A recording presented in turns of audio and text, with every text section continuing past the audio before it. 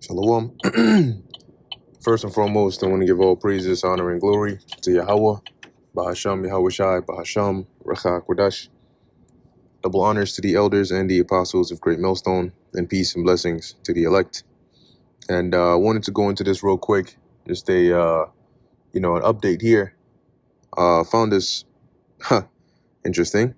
Speaking of interesting, so this is a Zero Hedge article, and now this what I'm about to mention is now another notification here. And this one says here, war expands, right? 2 Israeli troops killed, 24 wounded in drone attack from Iraq.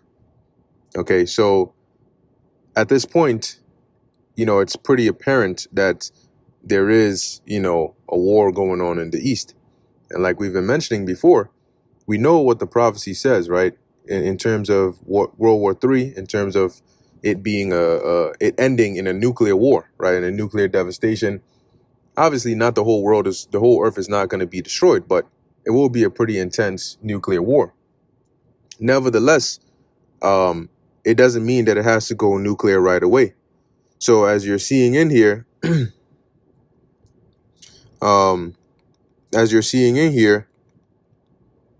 Salakia, there's this this ground operation, right? There's ground invasion. They're going back and forth. They're exchanging fire. They're using, sort of in comparison to nuclear weapons, they're using lightweight weapons here, but they're still at war. Okay, and as it continues on, it intensifies, and then it starts to draw in more key players. Now, I believe recently, right, there was mention about an Israeli attack on a Russian air base or so. One of the Russian bases, I think, which was in Syria.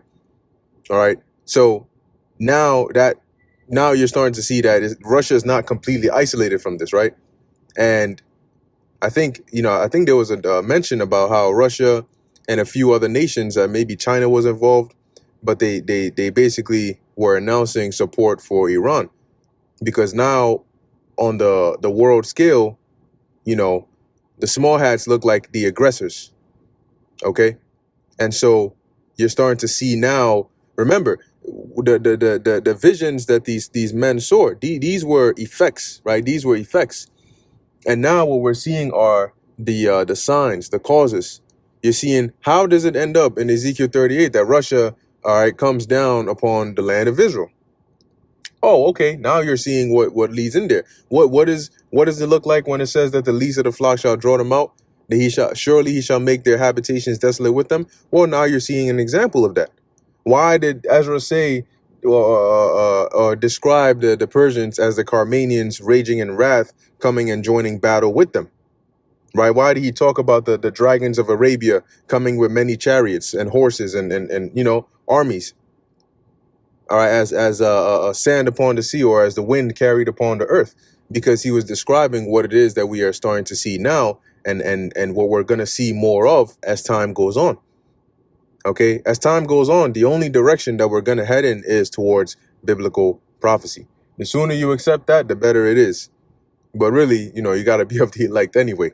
But let me read a little bit of this. So the headline here says, Ayatollah Khamenei clutches rifle, threatens to hit Israel's energy sites if it retaliates. So now you went from, this proxy war, back and forth, to now striking within each other's countries, to now it's becoming more constant, right? It's like, I got you hit me, I got my hit back, chill, or else I'm a retaliate too, right? So then eventually the person hits you again, and then it goes, you don't talk anymore at that point. Now you just start trading blows. Okay? So it says here, Iran on Friday issued its own counter threats in the wake of several reports saying Israel is readying a major response on the October 1st Iranian ballistic missile attack. The Biden administration is said to be in consultations with Israel's security cabinet on the potential of taking out the Islamic Republic's oil and gas sites and vital infrastructure. So you already know that the U.S. is already involved. that means that a lot of people in the US should be aware of what's actually going on, right? They should be paying attention. They should be quote unquote concerned, but what are they doing? They just out here. You know, they just out and about. Anyway, it says here, nuclear sites could be on the table, but President Biden is objecting to this, at least on a public level. So with elections coming up in in the next month, I'm very, very curious to see how this month ends, how this month plays out, and what effect that has, because we've already seen many signs of, you know, this so-called election not really going well. So let's see. You know, let's see what happens. Do they play the card of, oh, it's not going in our way, we need to try and steal the election? Do we declare a state of emergency? Do we initiate Project Polycrisis? What do we do? Let's see. But we know what the Lord is doing. So real quick, before I continue, let me actually get this real quick. This is the book of Ecclesiastes. Let me see. I think it's the 3rd chapter. Yep. This is Ecclesiastes chapter 3, verse 1. To everything there is a season and a time to every purpose under heaven. And now I'm going to jump to the main point here, which is, I believe, in verse 8. A time to love and a time to hate. A time of war and a time of peace. So right now we're seeing these things because this is the time for war. Right? This is the time that the prophets of old had been prophesying about. But the Lord showed them mainly the boiling point, right? The climax of these times that we are in. And we're seeing the rising action. We're seeing it get to that point. And, you know, thanks be to the Lord that he has opened up our eyes to where we can discern, right? And we can tell, okay, this is what's happening. This is what this means. And, you know, what mindset are we supposed to be in? The apostle Peter mentioned, seeing that all these things shall be dissolved, what manner of persons ought ye to be in all manner of holy conversation, right? Roughly paraphrasing. Because it's about to turn up and get real intense very, very soon. You know, like really deadly serious. Okay, war is no joke, man. War is no joke. You see it on video, you read it in articles, but it's no joke. Okay, to see missiles flying in the sky and hitting buildings next to you, to you know, feel the shaking of the ground, the screaming of people, maybe seeing limbs fly, right, or dead bodies or whatever. That's not a joke, man. And not a lot of people can actually take even the sight of that. A lot of people will start to lose their minds. It says here, I'm gonna read a little bit more. The resistance is in the region will not back down, even with the killing of its leaders. Supreme leader Ayatollah Ali Khamenei declared while leading Friday prayers in Tehran.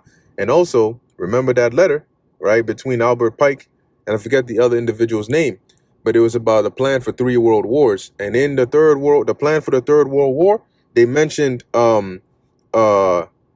it being between the political Zionists and the Arab world.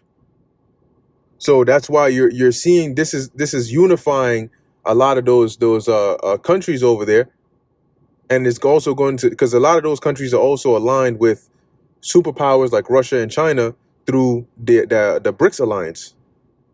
So the Lord set it up nicely and perfectly. Now, next you're going to see Turkey go more to the side of Russia because of the situation going on over here with Israel. All right, it's going to cause that rift. Because we know, once again, according to Ezekiel, the 38th chapter, Turkey is going to be one of those nations that's going to be allied to and guarded by Russia. That's going to be on their side during this war. Okay, it says the brilliant action of our armed forces a couple of nights ago was completely legal and legitimate, he said defiantly in the rare appearance. See, so like we've said before, right? Not too long ago, you know, you had that retaliation, right, where Iran, but they telegraphed their moves. They basically let it be known what they were going to do. And we let you know that, okay, if that does escalate, good. If it doesn't, good. At the end of the day, if that's not the one, something else, the Lord is going to bring something else, right? Habakkuk 2:3. Though it tarry, wait for it. For it will come, it will surely come, it will not tarry. So we're at that point, okay, of seeing these prophecies, and we know of a certainty that these prophecies will not fail. So now it's just a matter of time of watching them unfold.